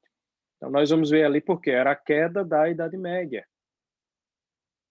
Então, se tentava reinterpretar a história como um todo, para onde a história está indo, de onde ela está vindo. Nós vemos essas tentativas. Nós vamos ver isso com Hegel. Hegel vai tentar fazer a mesma coisa. Mas nós vamos ver isso também nos tempos atuais com uma pessoa que vai influenciar Wegelin. Não se fala muito dela quando debatemos a obra de Wegelin, quando conversamos sobre assuntos jurídicos, mas ela influencia Wegelin e ela vai ter uma grande influência também sobre um outro personagem muito conhecido de todos nós, que é o Papa Bento XVI, que é também alguém que se dedicou à teologia da história. Ele tem um livro sobre a teologia da história em São Boaventura, que ao lado de Santo Tomás é uma das duas grandes mentes lá na sua época. Essa pessoa que influenciou Wegelin foi o cardeal Hans Urs von Balthasar. Hans Urs von Balthasar, um grande teólogo, ele escreveu ali por volta da década de 50, 60, mesma época que Wegelin já estava notando essas coisas aqui no Ordem e História, ele já estava começando a escrever. Salvo engano, já tinha saído o primeiro volume do Ordem e História. O cardeal von Balthasar escreve uma obra que ele chama de Teodrama. Teodrama, quer dizer, o drama teológico, em que ele vai precisamente buscar toda a interpretação da história, onde a história está indo, para onde a história está indo, como uma busca do homem por Deus. E essa história é constantemente uma conversa entre o homem e Deus. E é por isso que ele chama de teodrama. E os livros se dividem justamente entre as pessoas dramáticas, ou seja, as dramatis personae. Quem são essas dramatis personae? Deus, o homem. Eles estão dialogando ao longo da história. Deus está agindo na história, o homem responde. Ou o homem odeia Deus, Deus vem ao seu encontro, o homem renega Deus e aí vai. Né? Então, o Wegelin vai observar a obra do cardeal von Balthasar e vai compreender que algo que ele já tinha compreendido, mas com a obra do cardeal von Balthasar isso fica muito claro para ele também, que essa história, que é um processo de autocompreensão do homem, é também um processo de realização do homem diante de Deus. Porque sendo Deus o ser que se revela na sarça ardente como eu sou aquele que é, então compreender isso é precisamente a autocompreensão que o homem tem de ter de si próprio. É compreender esse ser. Tá? Daí que a história vai se tornar não só a autocompreensão do homem, mas também a realização do homem diante de Deus. O homem tanto mais se compreende tanto mais se compreende, quanto mais ele observa a unidade do ser. E Deus é o puro ser e uno. Isso é o que Wegelin chama de ter sintonia com o ser. Sintonia com o ser que faz com que nós, não é, compreendamos não apenas a nossa realidade, mas a realidade da comunidade política. Porque a comunidade política, ela não é algo enxertado em nós. É algo que é natural a nós, na medida em que nós só vivemos uns com os outros. A comunidade política, ela é parte da comunidade do ser. Logo, essa comunidade política também precisa, pela autocompreensão do homem, compreender a simbologia da ordem. Afinal, é a essa comunidade política que vai caber conservar essa simbologia da ordem e transmiti-la para as próximas gerações, pela educação, pelas obras de cultura, pela língua. Por isso, uma comunidade política que perde a simbologia da ordem, ela cai necessariamente em desordem, decadência e desaparece. Esse processo demora séculos, mas desaparece.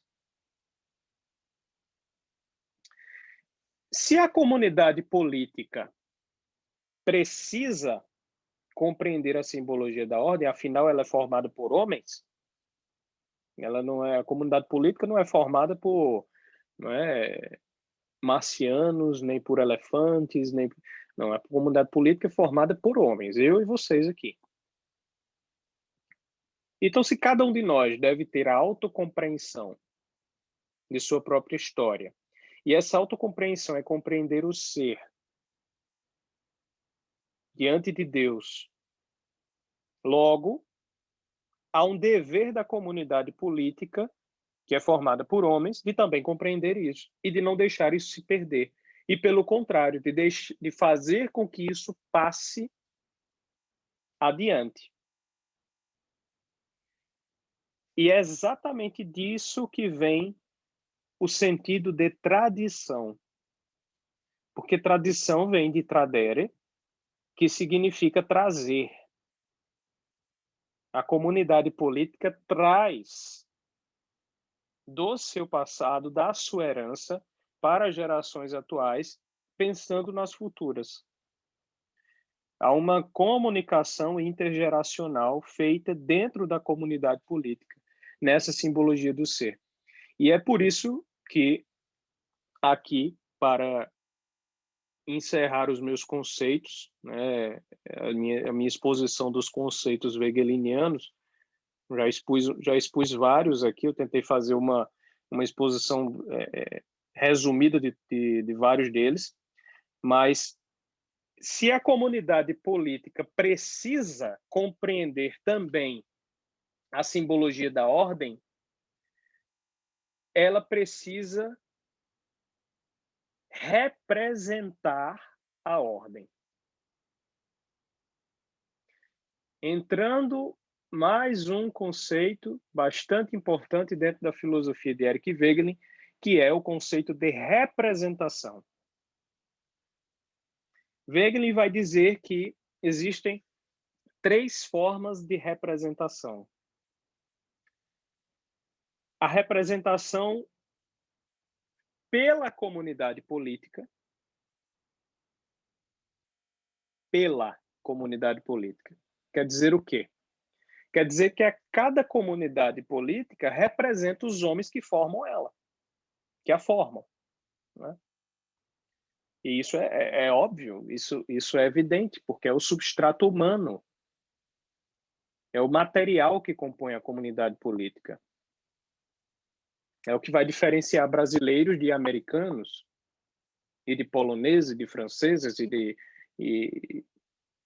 de quaisquer povos que existam. Então, a representação pela comunidade política. O homem é representado pela comunidade política. Daí que, quanto mais corruptos os homens, mais corrupta a sociedade. Em segundo lugar, a representação junto à comunidade política.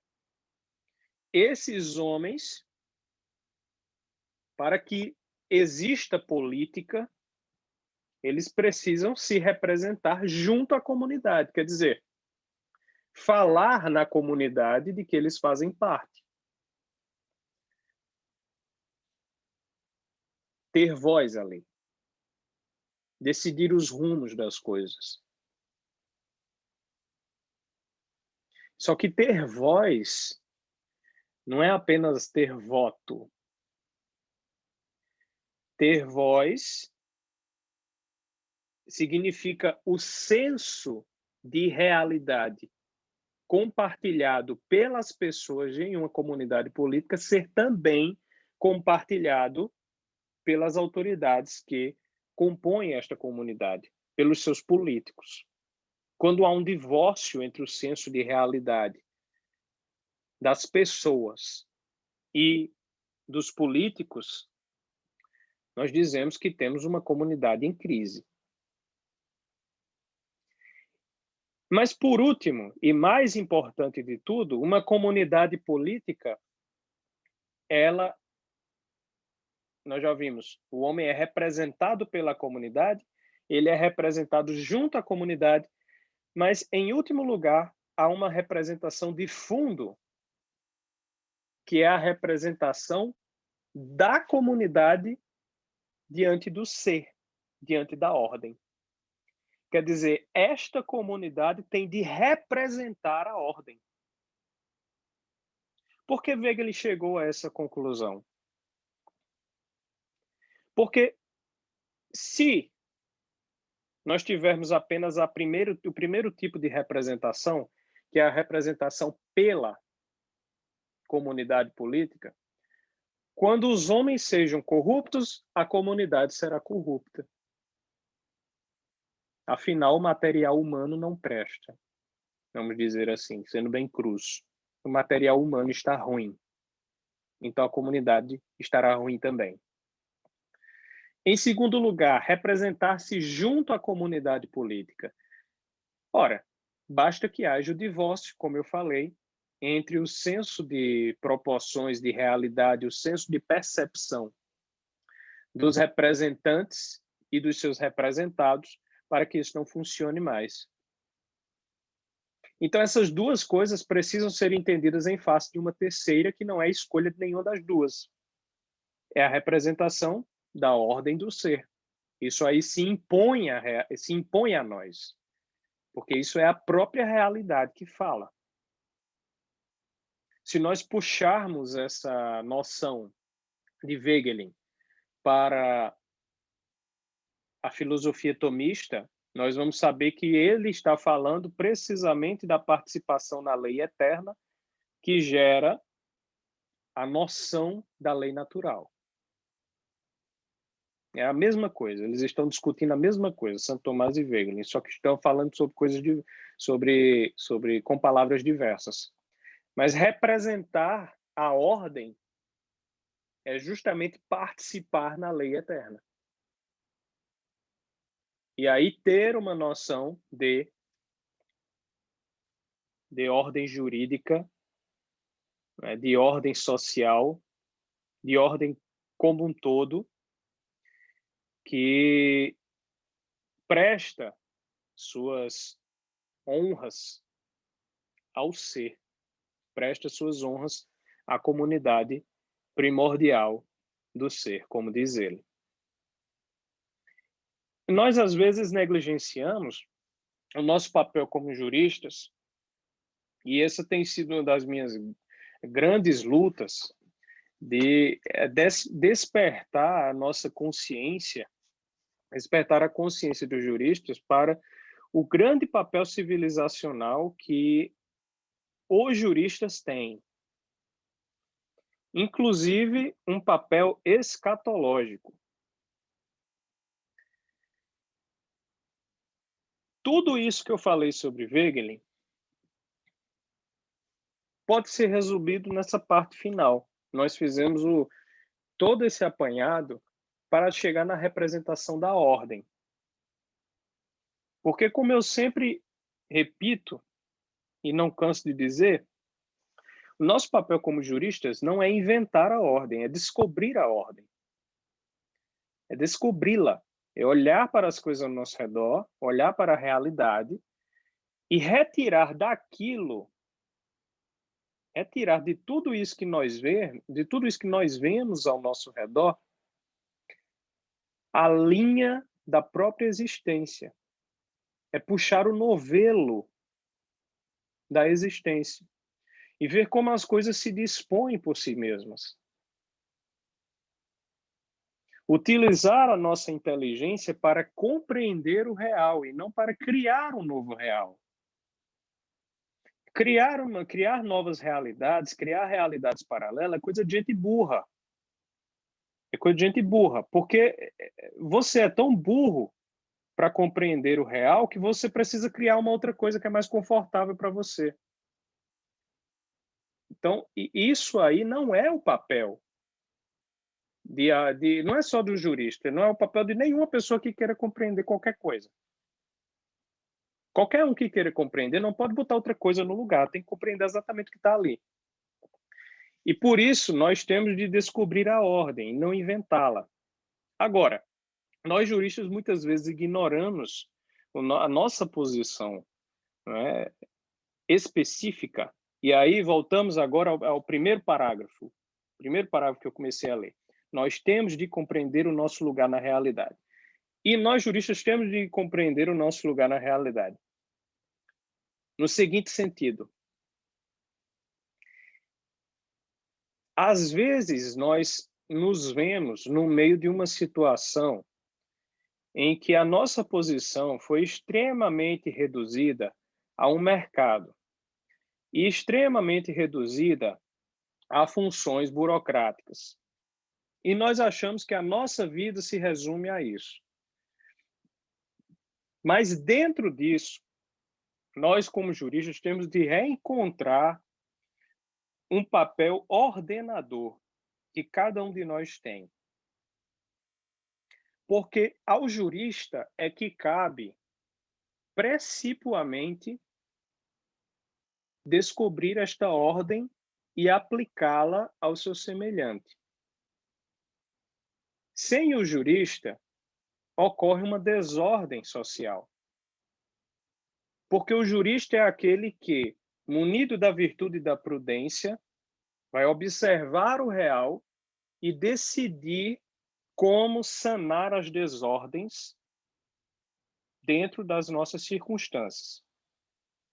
Então, o jurista, ele é precipuamente um oficial da ordem. O seu ofício é descobrir a ordem e aplicá-la. E isso tem uma função escatológica, inclusive. Se nós formos partir para a teologia, Wegelin, uma das suas reflexões era justamente a escatologia da história, né? O fim da história. E nós sabemos que a reflexão sobre o fim da história, ela vai esbarrar, querendo ou não, na teologia. E quando nós vemos o que São Paulo nos fala na segunda carta aos Tessalonicenses, no capítulo 2, versículo 7, São Paulo nos diz que o mistério da iniquidade já está em ação. E agora ele espera apenas o fim daquele que o detém. São Paulo está falando aí, quando ele diz o mistério da iniquidade, ele está falando sobre o personagem, né, que muitos conhecem, o anticristo. Né? E ele dizia, não, já está em ação isso aí, já está agindo, mas espera apenas que saia aquele que o detém. A palavra grega para aquele que o detém é kateron. Kateron. E houve muita reflexão sobre o que é isso, o que é esse aquele que o detém, o que é que está detendo, né, o mistério da iniquidade. O que é que está detendo? Iníquo, na Escritura Sagrada, é a injustiça plena. O oposto de homem justo, que era o homem que detinha todas as virtudes, é o homem iníquo. Então, o mistério da iniquidade é justamente o mistério da injustiça. E o que é que está detendo esse mistério da iniquidade? Os padres da igreja, refletindo sobre esse versículo misterioso, unanimemente todos diziam que o que detinha o mistério da iniquidade era o Império Romano, a ordem jurídica romana. Porque a ordem jurídica obtida pelo Império Romano levou a sociedade a um estado, né, de participação pela razão natural na lei eterna e, consequentemente, né, tendo noção da lei natural, a um nível de racionalidade nas relações humanas e no modo como as pessoas se tratam, como as pessoas se viviam e como elas resolviam seus problemas, que aquilo evitava a iniquidade de reinar. Aquilo evitava a iniquidade de reinar. Era o Império Romano, era a ordem jurídica romana. Mas aí você me pergunta, mas Taiguara, o Império Romano acabou há muito tempo, então o mistério da iniquidade, né, foi liberado. De fato, quando o Império Romano caiu, São Jerônimo, por exemplo, preocupou-se com essa questão. E quando o Império Romano caiu, ele disse, realmente agora deve estar vindo o anticristo, porque o Caterron deixou de existir, né? Mas não foi isso que aconteceu. E Santo Tomás, se deparando com esse assunto, ele dizia, opa, o Império Romano caiu como ordem política, mas a ordem jurídica romana ainda não caiu. Então, como a ordem jurídica não tinha desaparecido, ainda permanecera na vida dos povos, não é? Dos impérios que se seguiram, especialmente na atividade da igreja, como essa ordem organizacional, jurídica, não é, moral, não tinha desaparecido, conclui Santo Tomás que ainda está segurando, ainda está detendo. Por que eu falei disso? Porque veja a responsabilidade que o jurista tem. O jurista ele tem a responsabilidade de não deixar que essas coisas caiam, né? Quanto mais o jurista tenha noção de que ele deve permanecer na ordem, descobrir a ordem, mais ele atua para ser esse caterron, aquilo que detém a iniquidade. E você nem precisa crer no fim dos tempos ou crer em São Paulo para notar isso. Se existe uma desordem jurídica, a primeira coisa que acontece é uma desordem social total.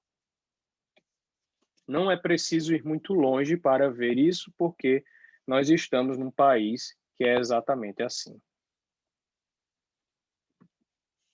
É isso. Concluí. Obrigado. Obrigado, doutor. Eu concluo em brilhante estilo. Esse final da jurista eu achei épico. Acho que compartilhamos aqui da mesma opinião. Pelo menos esse final eu achei épico, realmente. Foi sensacional. Enfim. Agora vamos tirar uma foto, que senão eu esqueço no final, para depois para registrar esse evento e também para não pegar ninguém de olho fechado. Tá bom, deixa eu colocar aqui. Então já anuncio antes, que daí todos aparecem. 1, 2, 3.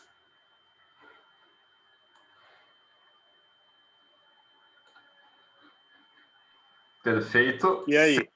Deu certo? Perfeito. Deixa eu ver se ninguém piscou. Não, todos apareceram. Perfeito. Segunda coisa, eu gostaria de divulgar o evento que já vai ser semana que vem. Eu acho que a professora Ana Lisa vai ficar muito empolgada, né? É uma atração internacional que vai estar pousando aqui no grupo. Deixa eu ver se consigo compartilhar a tela com vocês aqui. Share screen. João, preciso do host para mostrar.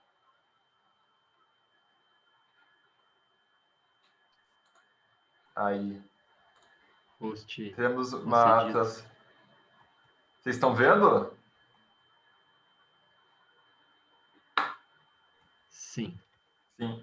Então, semana que vem, vamos ter a presença do professor Mendo Castro Henriques, que escreveu esse livro aqui. Maravilha! Eu tenho 2 livros dele, muito bons. Eu também tenho. Eu tenho um sobre Bernard Lonergan e esse sobre Wegelin, que você mostrou agora. A filosofia civil da Eric Wegelin. E eu ouso dizer que acho que em língua portuguesa ele é a maior autoridade no mundo inteiro a respeito de Eric Wegelin, né? O professor Mendo Castro Henriques. Mandei um e-mail para ele, na inocência ele respondeu e conseguimos aí marcar esse evento com ele. Ano passado, por coincidência, nossa, aspas, né? Atração internacional foi um professor de Stanford, que foi diretor do instituto, que Wegelin também foi diretor na Universidade de Stanford, do Hoover Institute, e agora, diretamente de Portugal, o professor Mendo Castro Henriques vai ser semana que vem, daí a gente vai postar lá a inscrição e tudo mais, modelo parecido com o de agora, tá bom? Já ficou o convite para todo mundo. E por fim, também já dado o horário avançado e eu acho que a maneira extensiva com que o tema foi coberto, gostaria só que o João procedesse com uma pergunta para ambos os palestrantes, para que realmente a gente já finalizasse, né? Mas, João, por favor.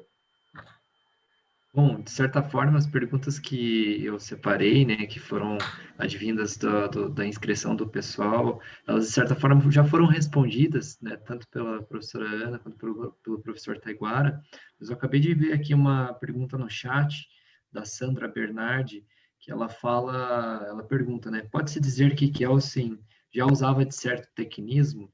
Então, eu deixo essa de pergunta final para a gente trabalhar.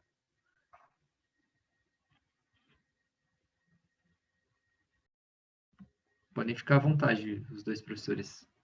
Acho que essa daí é para a Ana Luísa. Tem que ver, né, o que a gente entende por tecnicismo, né?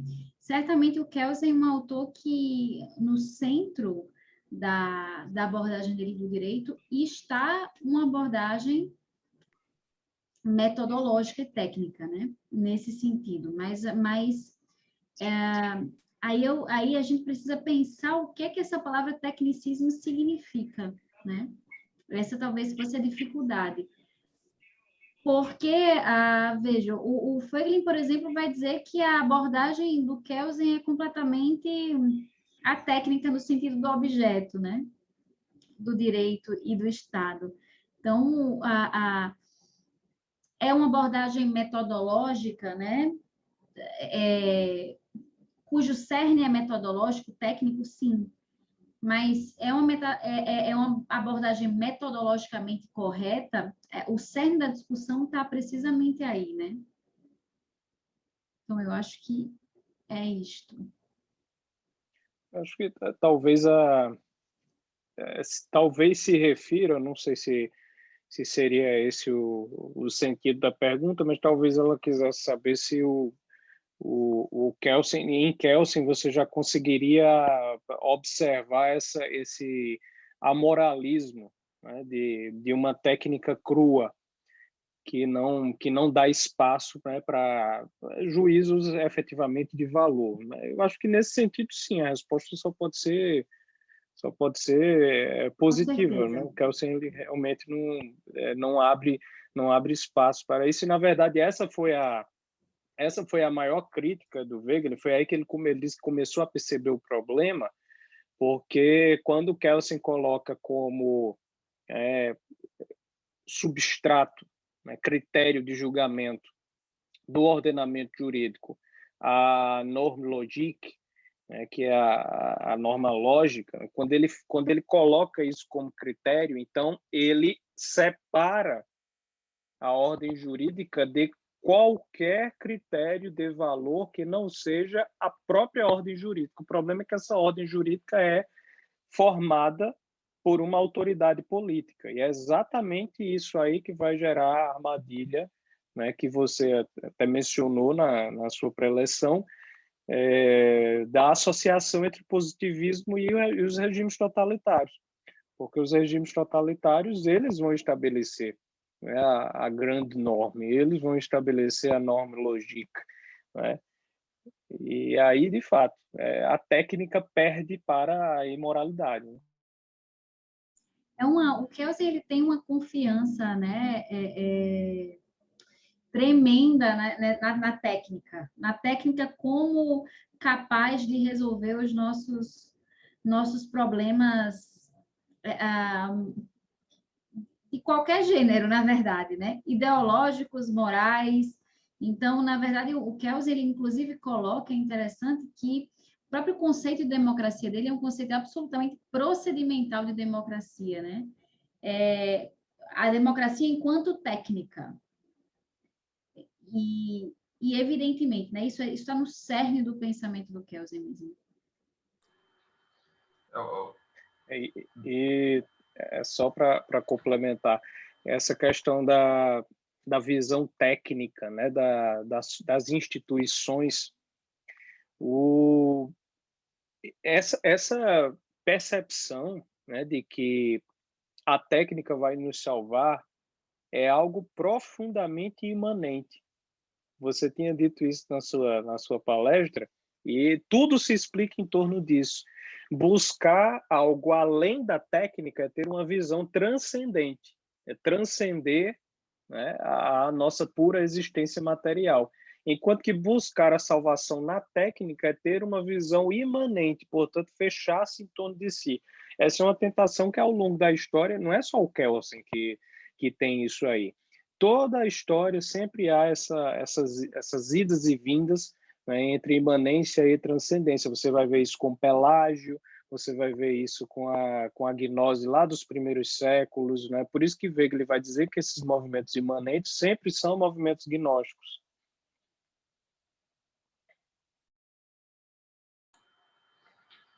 Eu acho que a observação do Pedro é perfeita, né? O positivismo substitui o direito como norma ética pelo direito como norma técnica. Eu acho que é isso mesmo. Bom que o seu professor de ED te mostrou isso, Pedro. Se fôssemos realmente falar sobre a tecnocracia aqui, já seria outro encontro, outra palestra em mais 2 horas, né? A respeito da perversão que a tecnocracia faz na ciência política e no direito. Mas, enfim, João, da tua parte, você quer falar mais alguma coisa, senão eu já encerro. Não, acredito que não. De certa forma, as perguntas que eu fiz foram compreendidas, foram resgatadas pelos professores, então acho que já podemos encerrar. Perfeito. Então, tanto os meus argumentos pessoais, enquanto estudante, tanto quanto os agradecimentos do grupo, né, da presença da professora Ana Luísa e do Dr. Taiguara, 2 pessoas que eu pessoalmente considero muito, muito mesmo, né? Entraram assim na minha vida através do Instagram e foi realmente um caminho muito legal que se trilhou a partir disso, na descoberta do mundo inteiro do direito, né? E agora proporcionar um conteúdo desse para a gente teve um recorde de inscrições, foram 91, nem eu acreditei assim. E tivemos aqui uma média com 150 pessoas, então levar esse conhecimento para 50 pessoas é algo realmente fantástico, né? E eu vou fazer questão de mencionar o que o professor Baruzotto, Luiz Fernando Baruzotto, falou uma vez para a gente, que eu acho fantástico, né? O fato de nós estarmos aqui nesse grupo discutindo o próprio conhecimento jurídico prova que nós estamos inseridos na lei natural, estamos participando da lei natural, é uma prova da existência da lei natural. Prova que a busca pelo conhecimento está impressa na lei natural e no coração de todos os homens. E é tanto igual em Roma quanto igual na Pérsia, né? E é imutável, e seja no presente, no passado e no futuro, né? Já para pegar uma referência de Cícero que estamos falando agora.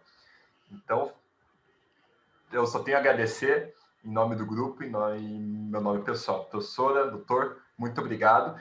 E já fica o convite para 2022, se Deus quiser, um evento presencial na UFPR. Os 2 já estão convidados a partir de agora, tá? Nesse evento futuro. Eu lembro que uma vez no Instagram Faz mais de um ano, o Taiguara abriu uma caixinha de perguntas e eu falei, venha para o UFPR, ele marcou o Guilherme Freire, uma foto da UFPR na Praça Santos Andrade e falou, só marcar. Então, acho que 2022 a gente consegue esse feito, tá bom? Se a China deixar, estaremos lá. Muito obrigada, viu, Rubens, pelo convite. Foi um prazer estar aqui também, aprendendo com o Taiguara. Fiz várias anotações. Muito obrigada. Foi um prazer mesmo estar com todos vocês. Obrigada pela presença de todos também. Eu agradeço, também pessoal. agradeço a todos e agradeço ao Rubens mais uma vez pelo convite, a todos que estão aqui, João Miguel, que faz aí transmitiu as perguntas do pessoal, né? E, enfim, a cada um de vocês fico muito feliz, mais uma vez eu digo, fico muito feliz que vocês estejam nessa busca aí pelo conhecimento, essa busca por descobrir a ordem. Isso é muito gratificante e contem comigo sempre que precisarem. É um prazer enorme isso. Um abraço a todos. Boa noite. Perfeito. Boa noite a todos. Muito obrigado. Tchau.